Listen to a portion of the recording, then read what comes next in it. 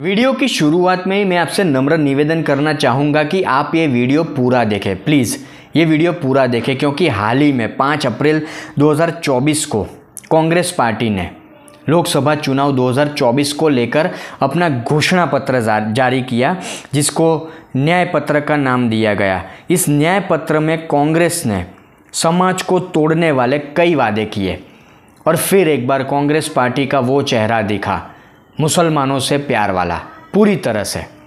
अब कांग्रेस पार्टी मुस्लिम तुष्टीकरण के लिए कुख्यात है और इसका परिणाम भी वो पहले भुगत चुकी है कि 52 सीटों पर वो सिमट गई थी, लेकिन तुष्टीकरण छोड़ने के लिए वो तैयार नहीं है।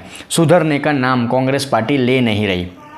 अब ये घोषणा पत्र, न्याय पत्र जिसको नाम दिया गया, उसमें कांग्रेस पार्टी ने क्या कांड किया है, किस तरह से मुसलमानों के प्रति फिर एक बार प्यार कांग्रेस पार्टी का दिखा है कि नरेंद्र मोदी की सरकार ने 3 तलाक वाला जो कानून बनाया था मुस्लिम महिलाओं की अच्छी ज़िंदगी के लिए, उसको रद्द करने की बात कांग्रेस पार्टी ने कर दी कि अगर सरकार बनती है कांग्रेस पार्टी की तो इस कानून को रद्द कर दिया जाएगा।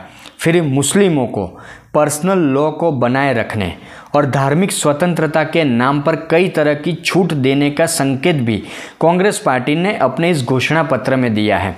इसके अलावा, गौर से सुनिएगा, इसके अलावा स्कूल कॉलेजों में बुर्का हिजाब को पहनने की अनुमति, भाषा और खान पान की स्वतंत्रता की बात भी कांग्रेस पार्टी द्वारा कही गई है। और वो बात तो है ही जो पिछले कुछ वक्त से राहुल गांधी बता रहे हैं, जातीय जनगणना का मुद्दा, कि कांग्रेस की सरकार बनी तो जातीय जनगणना करवाएंगे।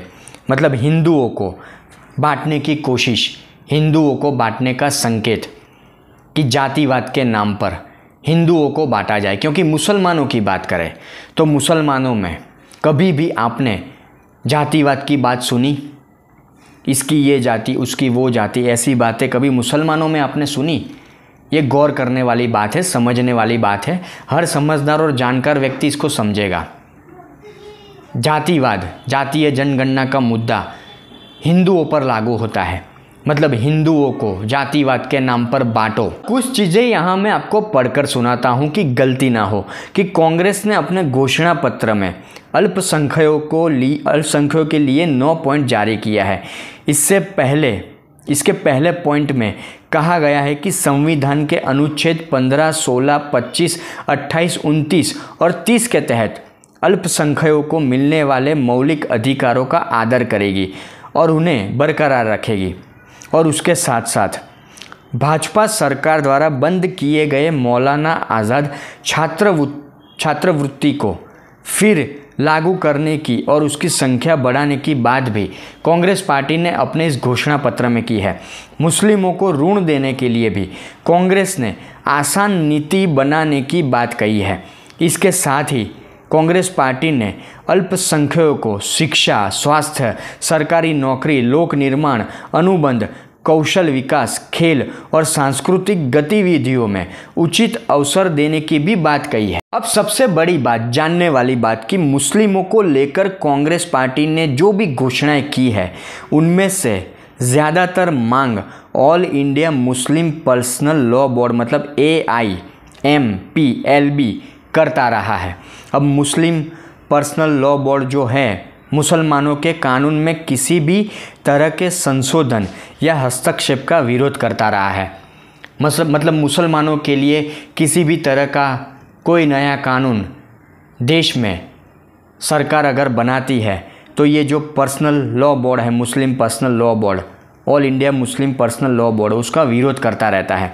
ये संस्था कहती है कि मुस्लिमों के कानून शरिया यानी इस्लामिक कानून एवं कुरान द्वारा संचालित है, इसीलिए उसे बदला नहीं जा सकता।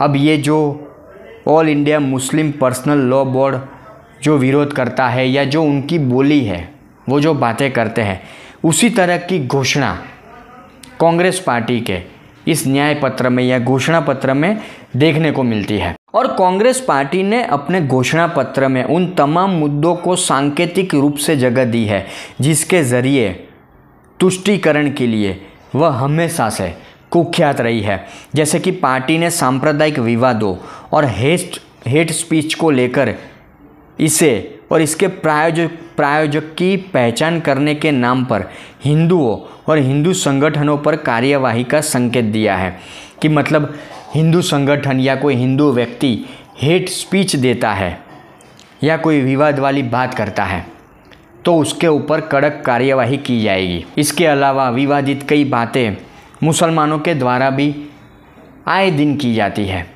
कई वीडियो हम सोशल मीडिया पर देखते हैं, यूट्यूब जैसे प्लेटफॉर्म पर भी देखने को मिलते हैं। पर ये सारे नियम, ये सारे कायदे कांग्रेस पार्टी की तरफ से सिर्फ और सिर्फ हिंदुओं के लिए है। कांग्रेस पार्टी की सरकार होती तो आज ये सारे कायदे कानून हिंदुओं पर ऑलरेडी थोप दिए गए होते। और कांग्रेस पार्टी की तुष्टीकरण की राजनीति, मुसलमानों से प्यार वाली राजनीति की कहानी हर समझदार और जानकार व्यक्ति को पहले से पता है। कांग्रेस पार्टी की ये पुरानी नीति है, पुरानी आदत है, ये छिपी नहीं है। सब लोगों को इसके बारे में पहले से पता है।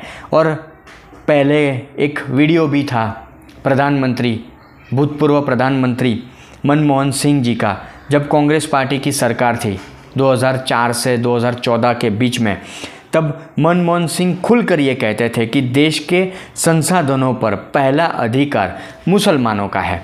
मनमोहन सिंह जी का ये वीडियो है, सोशल मीडिया पर कुछ दिन पहले वायरल भी था कि देश के संसाधनों पर पहला अधिकार मुसलमानों का है।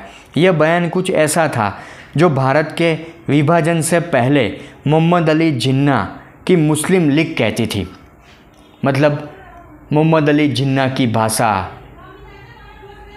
मुस्लिम पर्सनल लॉ बोर्ड, ये लोग की जो सोच है, ये लोग की जो बोली है, वही सोच कांग्रेस पार्टी की है। कि आज़ादी से पहले मुस्लिम लीग कहती थी मोहम्मद अली जिन्ना की कि अंग्रेज़ों ने सत्ता मुस्लिमों से लिया है, इसीलिए इसका हस्तांतरण भी मुस्लिमों को होना चाहिए। मतलब देश के ऊपर भी अधिकार मुस्लिमों को होना चाहिए, देश के संसाधनों पर भी अधिकार मुसलमानों का होना चाहिए। मुसलमानों के खिलाफ मैं नहीं बोल रहा या कोई नफ़रत वाली राजनीति का ये वीडियो नहीं है।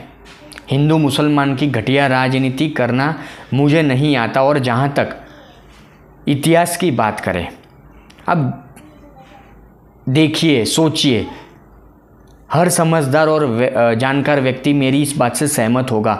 अगर इतिहास के पन्नों को पलटा जाए, उस पर गौर किया जाए, तो बीजेपी ने, नरेंद्र मोदी की सरकार ने, या बीजेपी के पहले जब भी कोई राज्य में सरकार रही हो या देश में रही हो, बीजेपी ने कभी भी हिंदू मुसलमान की घटिया राजनीति नहीं की है।